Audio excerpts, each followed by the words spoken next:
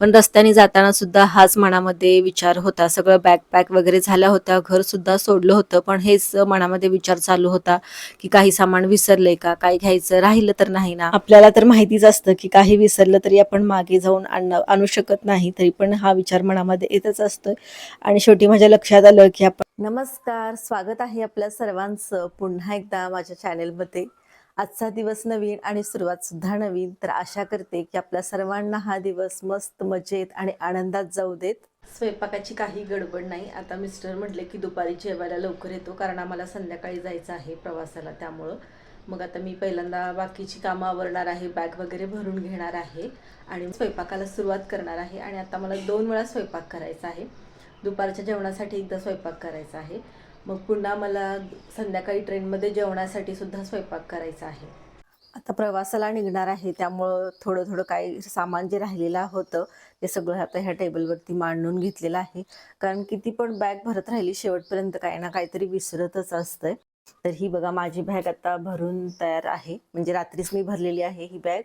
आणि इकडे मिस्टरांचे कपडे वगैरे ठेवलेले आहेत, ते काय आता त्या बॅगेमध्ये मावत नाहीयेत, त्यामुळं म्हटलं त्यांचे कपडे दुसऱ्या बॅगेमध्येच करावे आणि ते वापरायला पण सोपं होईल. ही एक सॅक घेतलेली मी आहे, जी अनिकाची आहे, ती स्कूलला वगैरे घेऊन जाते. पर्स एक घेतलेली आहे. किचन कट्टा वगैरे स्वच्छ आवरून देवपूजा वगैरे झालेली आहे. आणि आता म्हटलं कपडे मशीनला लावून घेऊयात, म्हणजे कपडे पण लवकरच वाळतील. मग मी त्यानंतर कुकर लावले, बटाटे लावले आहेत कुकरला, भात वगैरे काही नाही लावला आणि कणिक मळून घेतलेलं आहे. आणि तोपर्यंत मग मेहंदी काढूयात म्हटलं. ही झटपट मेहंदी आहे, अगदी 10 मिनिटात तुम्ही हात धुतलं तरी ही मेहंदी रंगते. इतर वेळी काढणं होतच नाही, कारण अनिका दिव्या वगैरे असतात, त्यांना मेहंदी काढल्यावर मला कंटाळा येतो सणवाराला वगैरे मेहंदी काढायला. तर म्हटलं आता वेळ आहे तर काढून घेऊयात. आणि ही झटपट मेहंदी आहे, तशी पण ती काही सुकवत बसायची नाही आहे. तर बघा ही मेहंदी लगेच मी धुतली पण आणि खूप छान रंगलेली पण आहे. इकडे मशीन वगैरे झालं तोपर्यंत आता मी कपडे सुकायला घातलेले आहेत. बाहेर अगदी कडक ऊन आहे आणि कपडेसुद्धा आता लवकरच सुकतील. आणि प्रवासाला जाऊपर्यंत काही ना काहीतरी गोष्टी राहतच असतात. तर माझ्या असं लक्षात आलं की नाश्त्यासाठी आपल्याकडे प्लेट्सच नाही आहेत. मला असं वाटत होतं की घरी आहेत शिल्लक, त्याच आपण घेऊन जाऊयात, पण घरी पाहिलं तर त्या नव्हत्या. मग पुन्हा मार्केटमध्ये गेले, प्लेट्स आणल्या आणि हे साबण आणि लोणचं, शेजवान चटणी वगैरे हे आणलं, म्हणजे दुसऱ्या दिवशी आपल्याला खाता येईल. कारण मी ह्या वेळेस जास्त भाजी वगैरे बनवलेली नाही आहे, फक्त एकच भाजी घेतलेली आहे आणि शेंगा चटणी आणि एक फुटाण डाळीची चटणी वगैरे घेतलेली आहे. हा भडंग मला आईने बनवून दिलेला आहे. तर कांदे टोमॅटो घेतले, म्हणजे दुसऱ्या दिवशी सकाळी ट्रेनमध्ये आपल्याला नाश्ता करता येईल, नाश्ता पण तिथला घ्यायला नको म्हणून. आणि एक प्लेट घेतलेली आहे जिथे आपल्याला चाकूनी कट करता येईल सपोर्टला म्हणून, पॅडसारखं. आणि आता मी ही बॅग जी आहे, पर्स दिसते ती काळ्या कलरची, ती मी आणली होती तुळशीबागेतून. दिसायला छान दिसली. मला वाटलं की कापडी पिशवी घेऊन जाण्यापेक्षा ह्या पिशवीमध्ये आपण सामान जेवणाचं वगैरे घेऊन जाऊया, दिसायला पण थोडं चांगलं दिसतंय. पण झालं असं की ते खूप हलकं होतं आणि टिकाऊ पण नव्हतं. तर म्हटलं जाऊ दे, आपली कापडी पिशवीच बरी जी दणकट आहे आणि त्याच्यामध्ये जास्त सामान ठेवलं तरी ही पिशवी खराब होणार नाही. पण झालं असं की त्याच्यामध्ये भडंग वगैरे मावला, पण ह्या प्लेट्स ज्या आहेत जेवणाच्या त्या मावतच नव्हत्या. मग नको फोल्ड व्हायला, तसंच आपण जबरदस्तीनं ठेवायला प्रयत्न केला तर, म्हणून मग मी त्या बाजूला काढून ठेवल्या. आणि जे छोट्या प्लेट्स वगैरे होत्या त्या, मग जे खाण्याच्या वस्तू आहेत ते मी ह्या पिशवीमध्ये ठेवून घेतलं. आणि आता हा जो पाऊच आहे त्याच्यामध्ये मी ब्रश वगैरे ठेवणार आहे, टूथपेस्ट वगैरे. एकाच पाऊचमध्ये ठेवल्यामुळं आपल्याला पेस्ट आणि ब्रश सापडणं सुद्धा सोयीचं होतं, म्हणजे हे पेस्ट कुठे आहे शोधत बसावं लागत नाही, त्यामुळं मी ह्याच्यामध्ये ठेवून घेतलं. ही अनिकाची जी पेन्सिल इरेझर वगैरे घेऊन जाते शाळेला, ते पाऊच आहे, मी स्वच्छ धुवून मग ठेवून घेतलं. माझ्याकडे दुसरा एक पाऊच होता, त्याच्यामध्ये मग आपलं जे फेअर अँड लवली, विको टर्मरिक किंवा मॉइश्चरायझर असं जे डेलीचं असतं ते ठेवून घेतलं. मेकअपचं सामान मी घेतलं सगळं, अगदी makeup fixer, foundation, concealer, eye shadow palette वगैरे, पण काहीही उपयोग झाला नाही. तिथं मेकअप करायला सुद्धा मला वेळ नव्हता आणि तो मेकअप करून सुद्धा टिकणारा नव्हता, कारण गरमी इतकी होती. आणि फक्त गरमीत असं बसून राहायचं नव्हतं आम्हाला, इकडे तिकडे वेगवेगळ्या ठिकाणी फिरायचं होतं, बघायचं होतं, त्यामुळे मेकअप तो टिकला नसता, खराब आणि जरा म्हणजे चेहरा जास्तच खराब दिसला असता. त्यामुळे मी मेकअपसुद्धा तिकडे गेल्यानंतर केला नाही. पण बॅगेमध्ये उगाचच सगळं ओझं मी घेऊन गेले. आणि क्लिपसुद्धा असंच केलं मी. क्लचर्स वगैरे बऱ्याचशा घेतल्या, पण वापरणं फक्त 1-2च झालं. एकच क्लचर मी जास्त दिवस वापरला तिथे आणि बो वगैरे 1-2 वापरले. पण असू दे म्हणून मी घेऊन गेले होते, हे ह्या साडीवर घालता येईल, त्या साडीवर हे घालता येईल, पण तसं झालंच नाही.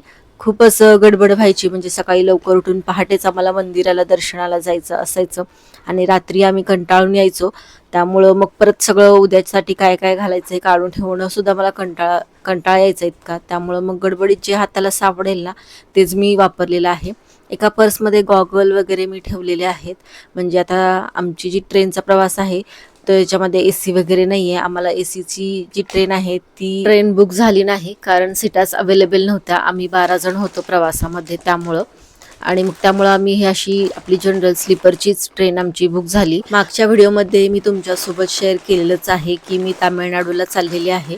5 दिवस 5 रात्री असा आमचा हा प्रवास असणार आहे आणि तेथील आम्ही प्राचीन मंदिरं बघणार आहोत. ती जर्नी, तो प्रवाससुद्धा मी तुमच्यासोबत येणाऱ्या पुढील व्हिडिओमध्ये शेअर करणार आहे. त्यामुळे तुम्ही जर चॅनेलला अजून सबस्क्राईब केलं नसेल तर जरूर सबस्क्राईब करा, म्हणजे येणारे व्हिडिओ नवीन तुम्हाला पाहता येतील.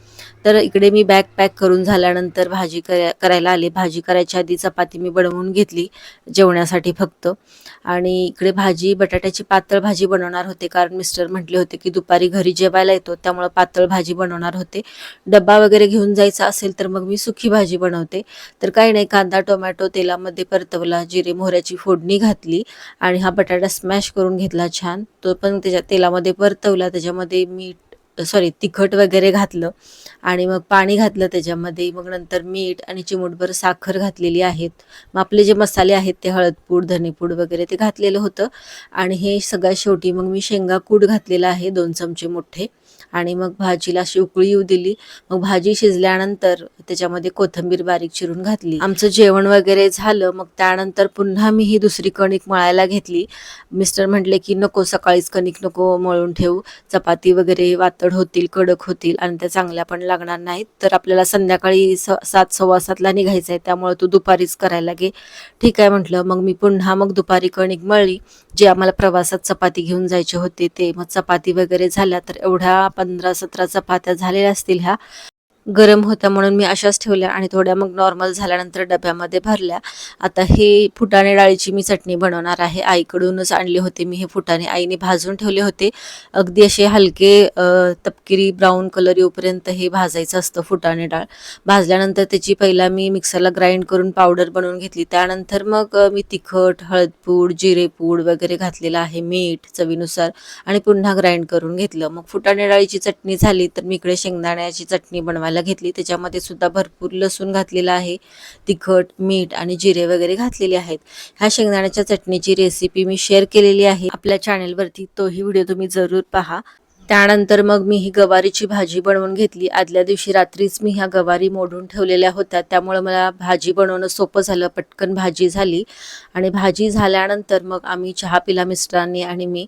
आणि ही जी गवारीची भाजी आहे तीच आम्ही आता रात्री प्रवासामध्ये जेवणार होतो.